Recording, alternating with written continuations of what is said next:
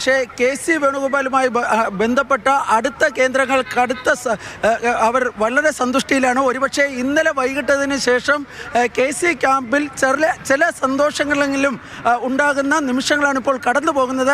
അത് ഒരു സൂചനയാണ് എങ്കിൽ കെ.സിയെ സംബന്ധിച്ചിടത്തോളം ലോട്ടറി അടിച്ചു എന്ന് വേണം കരുതേണ്ടത്. പക്ഷേ അത് നമുക്ക് ആധികാരികമായി പറയാൻ വേണ്ടി കഴിയില്ല.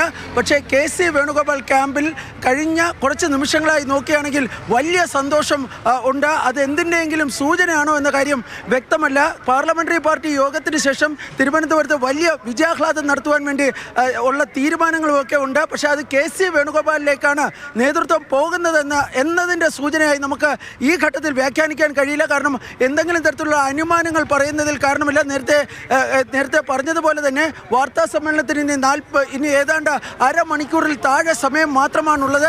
കെ.സി. വേണുഗോപാൽ ഇവിടെ രാഹുൽ ഗാന്ധിയുടെ ഔദ്യോഗിക വസതിയിലുണ്ട്, പ്രിയങ്ക ഗാന്ധിയുണ്ട്, നിലവിൽ സൽമാൻ ഖുർഷിദുണ്ട്.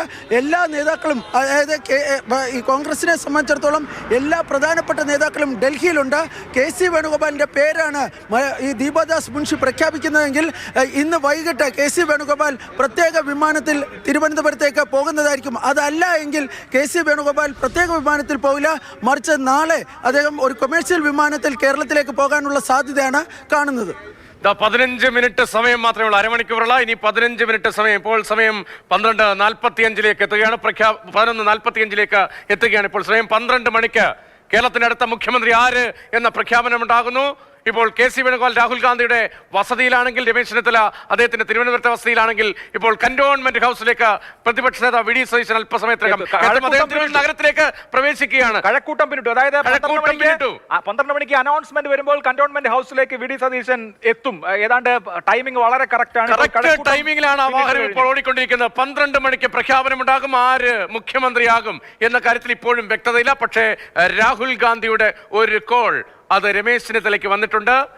അതേസമയം കെ.സി. വസതിയിൽ, രാഹുലിന്റെ വസതിയിൽ ഇങ്ങനെ ദീർഘനേരമായി തുടരുന്നത് എന്താണ് സാഹചര്യം എന്ന സംശയം നിൽക്കുന്നുണ്ട്. ഇനി വി ഡി എന്ന പേരിലേക്ക് എത്തിയോ? പാണക്കാട്ട് ഇപ്പോൾ അടിയന്തരമായ യോഗം ചേരുന്നുണ്ട്. പാണക്കാട്ടേക്ക് ഒരു ഹൈക്കമാൻഡിന്റെ കമ്മ്യൂണിക്കേഷൻ വന്നിട്ടുണ്ട് എന്ന കാര്യവും വ്യക്തമാകുന്നു. പ്രിയങ്ക ഗാന്ധി അതിപ്രധാനമായ റോൾ രാവിലത്തെ കൂടിക്കാഴ്ചയിൽ എടുത്തു എന്നടക്കമുള്ള വിവരങ്ങൾ വരുന്നു. അപ്പോൾ ഇപ്പോഴും ഈ മൂന്നിൽ ആര് എന്ന കാര്യത്തിൽ വ്യക്തതയില്ല. ഏറ്റവും പ്രധാനപ്പെട്ട 15 മിനിറ്റിലേക്ക് നമ്മൾ എത്തുകയാണ്. Final 15 minutes. കെ.സി. ക്യാമ്പിൽ ഇപ്പോൾ ചെറിയ തോതിൽ അനക്കമുണ്ട് എന്ന സൂചനയുണ്ട്.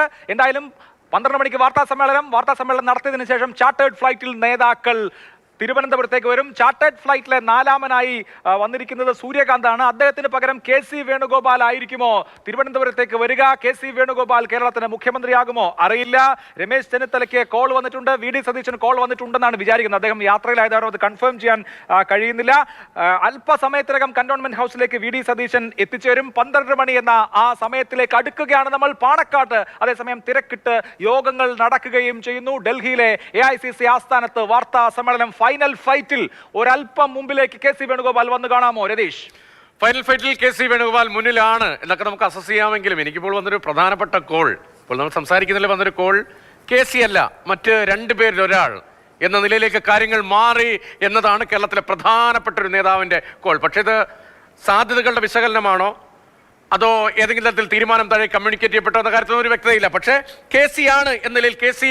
വേണുഗോപാൽ ക്യാമ്പിലും ആത്മവിശ്വാസമുണ്ട്. അതേസമയം രാഹുൽ ഗാന്ധിയുടെ കോൾ രമേശ് ചെന്നിത്തലയ്ക്ക് വന്നിട്ടുണ്ട്. അപ്പോൾ എവിടെ എന്നത് ഉറപ്പിക്കാൻ കഴിയാത്ത അവസാന 15 മിനിറ്റാണ്.